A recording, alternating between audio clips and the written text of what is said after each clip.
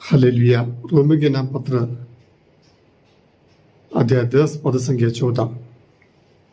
Romans chapter 10 verse 14।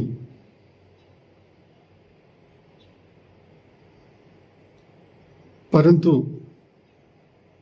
उन्होंने विश्वास नहीं किया तो कैसे दुहाई दे सकते हैं?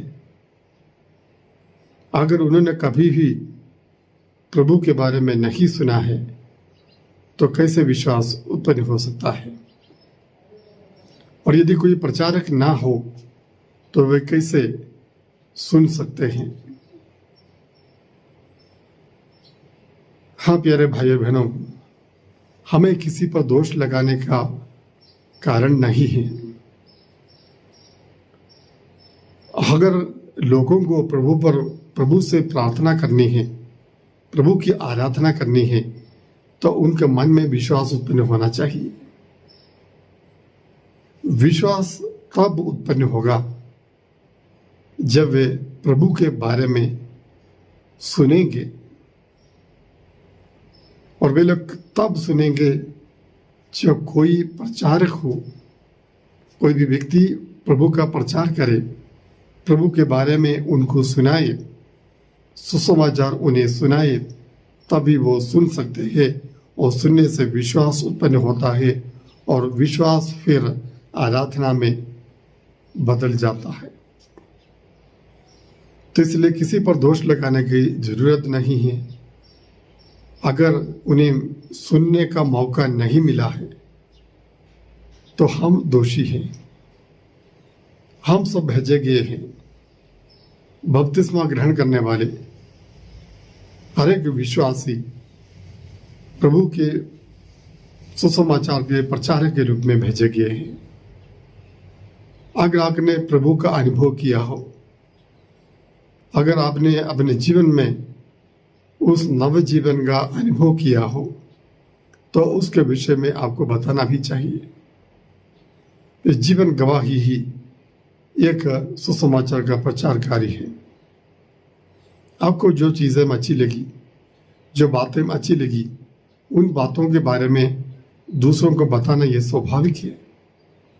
इसी प्रकार प्रभु अगर आपको अच्छे लगे, परमेश्वर के सानिध्य में आकर परमेश्वर पर विश्वास करने के कारण आपको अच्छे लगे, आपके जीवन में परिवर्तन आया, तो जरूर आप उस विषय में, उस परिवर्तन के विषय में, उस प्रभु के विषय में आपको एक दूसरे को बताना चाहिए। आज प्रभु हमारे द्वारा ही अपनी शिक्षा लोगों तक पहुंचाना चाहते हैं। अगर हम अपने जीवन प्रभु को समर्पित करें सुसमाचार के प्रचार के लिए, प्रभु की जो शिक्षा है, जो अनंत जीवन प्रदान करने वाली, शांति देने वाली, स्वास्थ्य प्रदान करने वाली, स्वर्ग की ओर ले जाने वाली, जीवन की ओर ले जाने वाली, मुक्ति की ओर शिक्षा को अगर हम बांटने के लिए तैयार हो जाए तो जरूर लोग प्रभु से प्रार्थना करेंगे, प्रभु के बारे में सुनेंगे। तो हमें उसके लिए प्रयास करना, कोशिश करना चाहिए। मुझे विश्वास मिला, मुझे अनुग्रह मिला, आशीष मिली, मेरा जीवन बदल गया, मुझे बहुत आनंद आया, ये काफी नहीं है। जिसके जीवन में परेशानियां हैं, जिनके जीवन में आनंद नहीं, जो दुख तकलीफों में गुजरते हैं, कष्ट संकट में जीवन बिताते हैं, उनके प्रति मन में एक संवेदना हमें प्रकट होना चाहिए। अगर आपके मन में संवेदना हो तो आप जरूर प्रभु का वचन लेकर उनके पास पहुंचेंगे।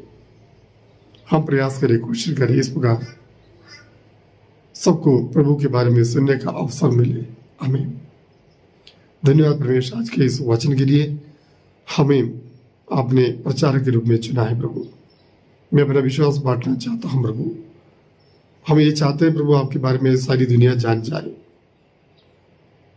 क्योंकि संसार के कोने कोने तक सुसमाचार पहुंचाने के लिए आपने हमें चुन लिया है। कृपा प्रदान कीजिए, पवित्र आत्मा ईश्वर हमारी अगुवाई कीजिए इस कार्य में। आमीन। सर्वशक्तिमान ईश्वर पिता और पुत्र पवित्र आत्मा आपको आशीर्वाद प्रदान करे। आमीन।